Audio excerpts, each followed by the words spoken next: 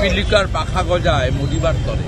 হঠাৎ বাংলাদেশকে লক্ষ্য করে এই হুঙ্কার দিয়ে বসলেন ভারতের পশ্চিমবঙ্গের বিরোধী দলীয় নেতা শুভেন্দু অধিকারী। বললেন, সামরিক শক্তিতে ভারত এখন পৃথিবীর তৃতীয় হলেও অন্তত দায়িত্বশীল দেশ। কোনো দুর্বল দেশকে ভারত আক্রমণ করে না। কিন্তু হঠাৎ কেন বাংলাদেশের উপর আবারও চড়াও হলেন এই নেতা?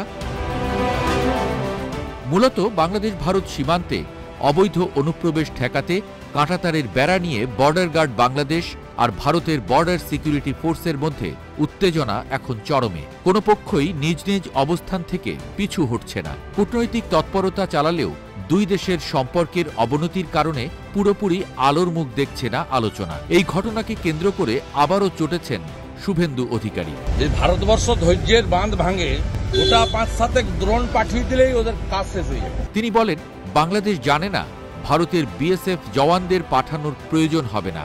ড্রোনে এই দেশ এত বেশি উন্নত যে ধৈর্যের বাঁধ ভেঙে গেলে 5 থেকে 7টা ড্রোন পাঠিয়ে দিলেই সব শেষ হয়ে যাবে। ওসামা বিন লাদেনের চেয়েও খারাপ অবস্থা হবে বলেও মন্তব্য করেন শুভেন্দু। উত্তরবঙ্গের বালুরঘাট সীমান্তে বাংলাদেশ ট্যাঙ্ক এনেছে অভিযোগ করে তিনি বলেন, এখন আর যুদ্ধ ট্যাঙ্ক দিয়ে হয় না, ভারত 5টা ড্রোন পাঠালেই চলবে। সাম্প্রতিক সময়ে বাংলাদেশের 3টি জেলার কয়েকটি সীমান্তে বাংলাদেশের বর্ডার গার্ড বা বিজিবি ভারতীয় সীমান্ত রক্ষী বাহিনীর কয়েকটি স্থাপনা নির্মাণ কাজ নিয়ে আপত্তি তোলার পর সীমান্তে উত্তেজনা তৈরি হয়েছে। বিশেষ করে চাঁপাইনবাবগঞ্জের শিবগঞ্জ উপজেলার চৌকো সীমান্তে সীমান্তরক্ষীদের সঙ্গে গ্রামবাসীরা জড়ো হওয়ার ভিডিও ছড়িয়ে পড়ার ঘটনা নিয়ে আলোচনা হচ্ছে। ভারতীয় সীমান্তরক্ষীরা কয়েকটি এলাকায় কাঁটাতারের বেড়া নির্মাণ কাজ শুরুর পর বাংলাদেশের পক্ষ থেকে তীব্র প্রতিবাদ করা হচ্ছে। সীমান্তে কাঁটাতারের বেড়া দেয়াকে কেন্দ্র করে বাংলাদেশ ভারত সম্পর্কের টানাপোড়েন এখন চরমে।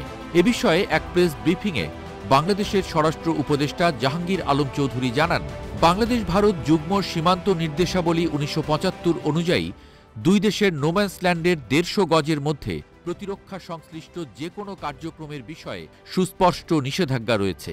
এছাড়া নোম্যান্সল্যান্ড থেকে 150 গজের মধ্যে কোনো উন্নয়নমূলক কাজ করতে হলেও একে অন্যের কাছ থেকে সম্মতি নিতে হবে। সম্মতি ছাড়া কোনো পক্ষই কাজ করতে পারবে না।